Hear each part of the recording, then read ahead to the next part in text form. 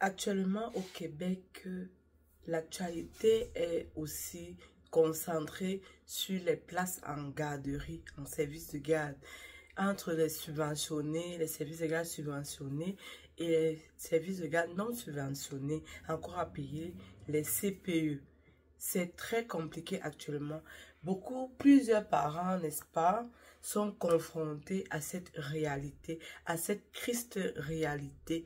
Mais vraiment, j'espère, n'est-ce pas, que ce problème ne va pas perdurer.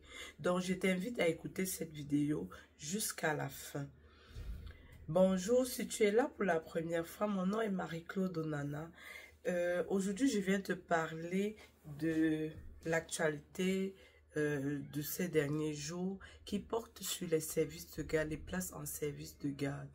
Vraiment, plusieurs parents sont heurtés, sont chagrinés par rapport à la nouvelle qui a été comme véhiculée de retirer leurs enfants des services de garde subventionnés. Ça concerne les immigrants qui ont des permis de travail ouverts.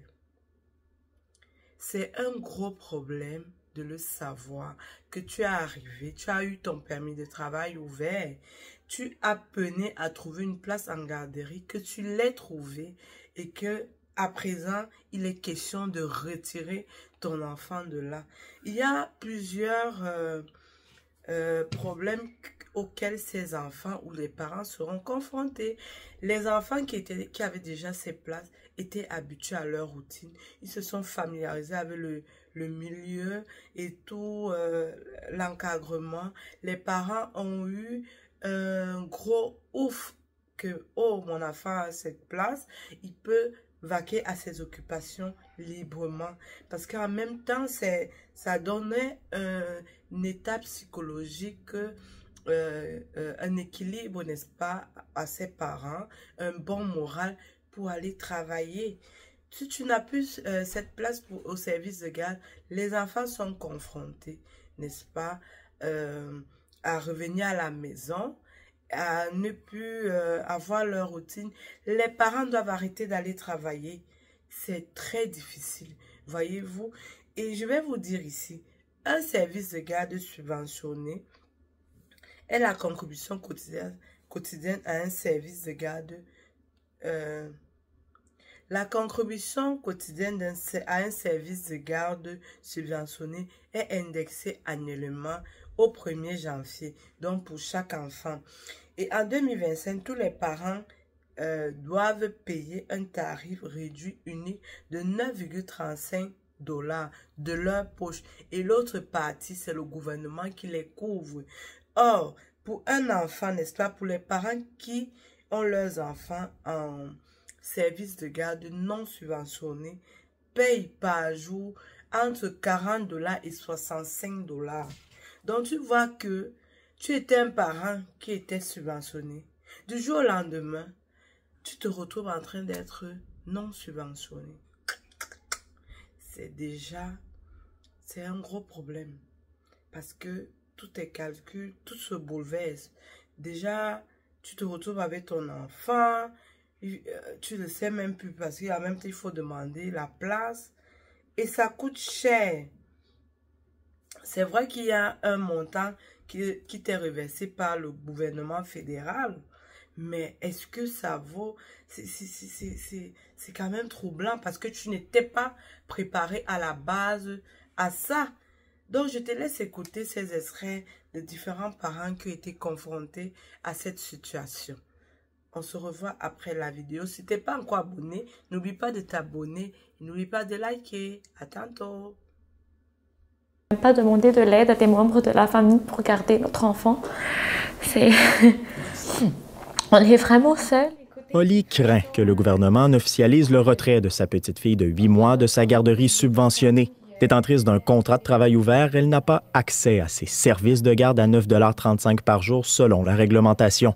Coup dur pour le foyer car elle n'aura pas accès non plus au versement anticipé du crédit d'impôt, confirme Revenu Québec, un ajustement considérable pour cette jeune famille. C'est comme 1 200 $ et quelques de plus par mois. On ne pense pas qu'on pourra vivre convenablement comme il se doit avec le peu qui va nous rester après la grosse somme des frais de garde. J'ai connu des mamans monoparentales surtout, fait que là, elles seraient obligées d'arrêter de travailler. Elles seraient obligées d'arrêter de travailler pour s'occuper de sa fille.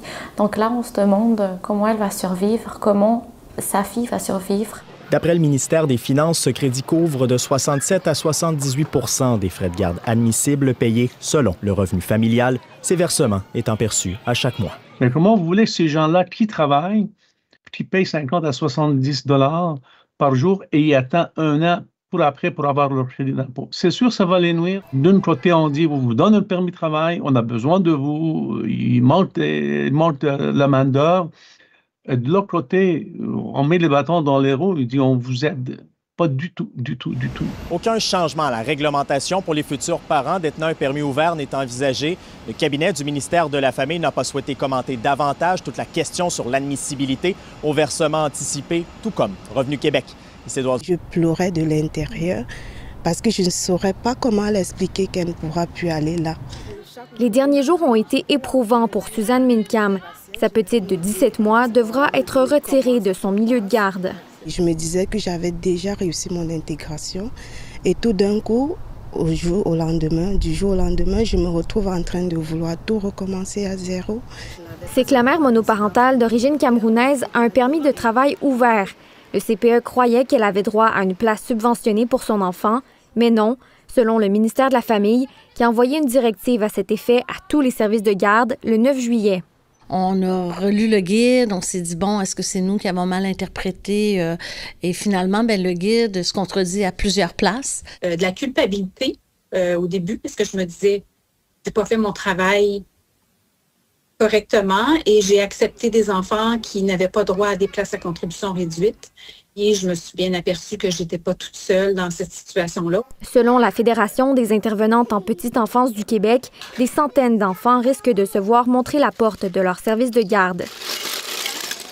2 couples de parents ont envoyé une mise en demeure pour forcer le gouvernement à revoir sa directive.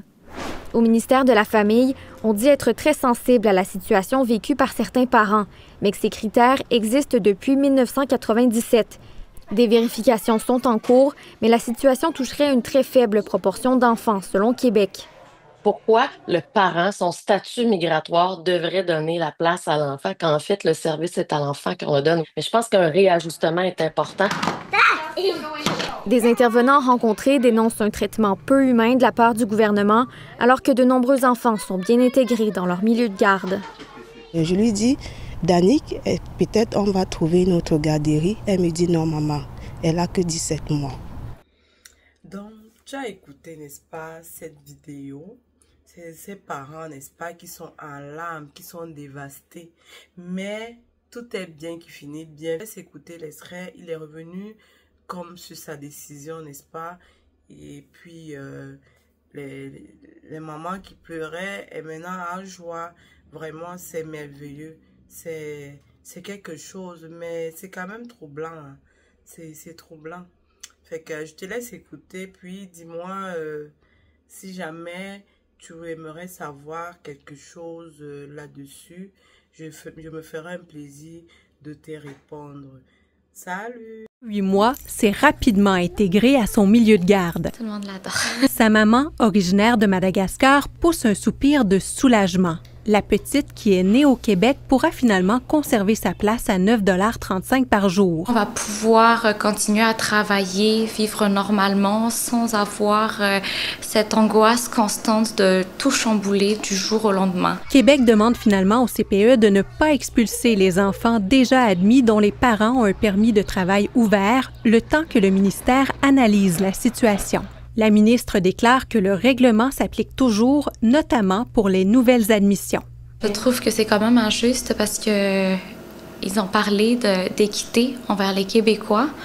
Et je tiens à mentionner que la majorité de ces enfants concernés sont nés ici, donc québécois.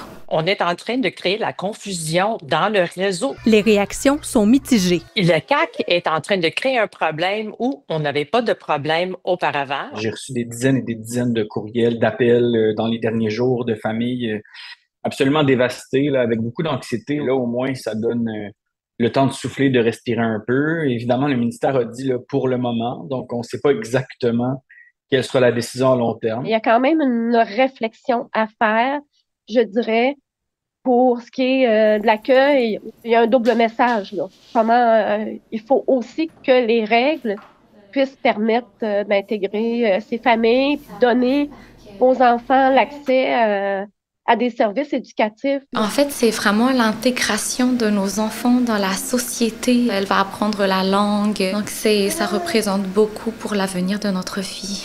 Vraiment beaucoup. Maintenant, qu'adviendra-t-il des enfants qui ont déjà été retirés de la garderie depuis l'annonce de la directive? Le cabinet indique que les vérifications se poursuivent. Ici, Marie-Ève Trudel, Radio-Canada, Québec.